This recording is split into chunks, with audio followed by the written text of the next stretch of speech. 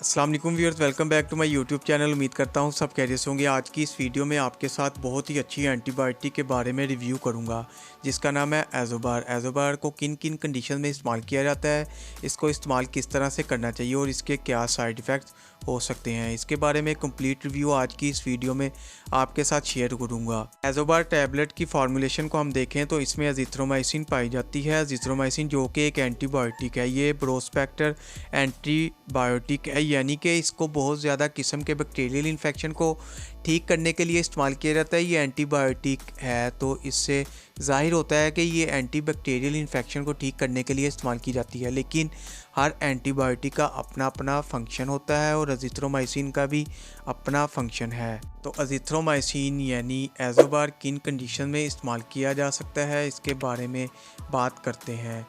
एज़ोबार tablet को respiratory tract infection में बहुत ज़्यादा इस्तेमाल किया जाता है। एजिथ्रोमाइसिन एक ऐसी एंटीबायोटिक है जो कि रेस्पिरेटरी यानी सांस की नाली के इन्फेक्शन के लिए भी बहुत ज़्यादा फ़ायदेमंद है, जिसमें आ जाता है हमारे पास निमोनिया। इसके अलावा सांस की नाली में जो इन्फेक्शन होता है जिसको हम ब्रोंकटस कहते हैं, इस केस में भी इसको इस्तेमाल किया जाता है। इसके अलावा अपर रिस्ट्रिक्टेड ट्रैक्ट, इसमें भी इसको इस्तेमाल किया जाता है। जिस तरह गले का इन्फेक्शन हो जाए, आपके गले में बहुत ज़्यादा इन्फेक्शन है, इस केस में भी आप इसको इस्तेमाल कर सकते हैं। अगर आपको टॉन्सिल्स हैं तो इसमें भी इसको इस्तेमाल किया जा सकता है। इसके अलावा इसको कान के इन्फेक्शन ओटिटिस मीडिया में भी इसको इस्तेमाल किया जाता है, जिसमें आपके कान के अंदरूनी हिस्से में बहुत ज़्यादा सोजिश हो जाती है, इन्फेक्शन हो जाता है, वो भी बैक्टीरियल इन्फेक्शन होता है। इसमें भी एजिथ्रोमाइसिन एंटीबायोटिक का इस्तेमाल किया जाता है।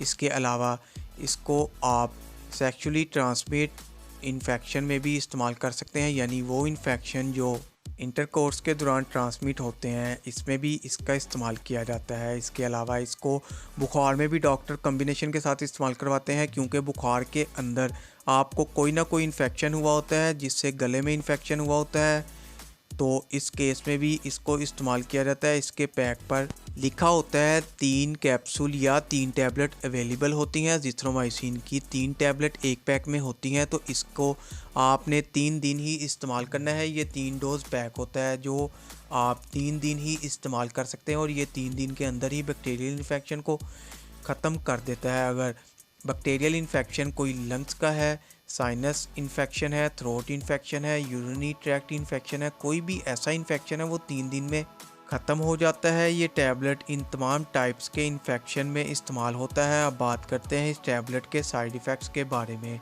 इसके इस्तेमाल से आपको कुछ कॉमन साइड इफ़ेक्ट्स हो सकते हैं। डायरिया हो सकता है, इसके कोई इतने साइड इफ़ेक्ट्स नहीं हो सकते, लेकिन अगर आप इसका सही तरीके से इस्तेमाल नहीं कर रहे तो इसके कुछ कॉमन साइड इफ़ेक्ट्स हो सकते हैं। डायरिया, मैदे में खराबी, एब्डोमिनल पेन, नोज़िया या वोमिटिंग, कब्ज़, टायर्डनेस, ये इसके कुछ कॉमन साइड इफ़ेक्ट्स हो सकते हैं।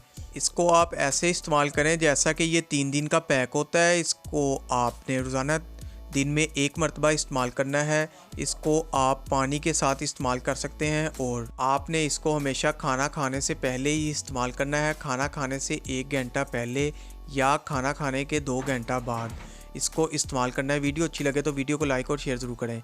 चैनल को अभी तक सब्सक्राइब नहीं किया तो चैनल को सब्सक्राइब कर लें, बेल के बटन को प्रेस करना ना भूलें ताकि नेक्स्ट वीडियो की इन्फॉर्मेशन आप तक आसानी पहुंच सके। शुक्रिया, अल्लाह हाफिज़।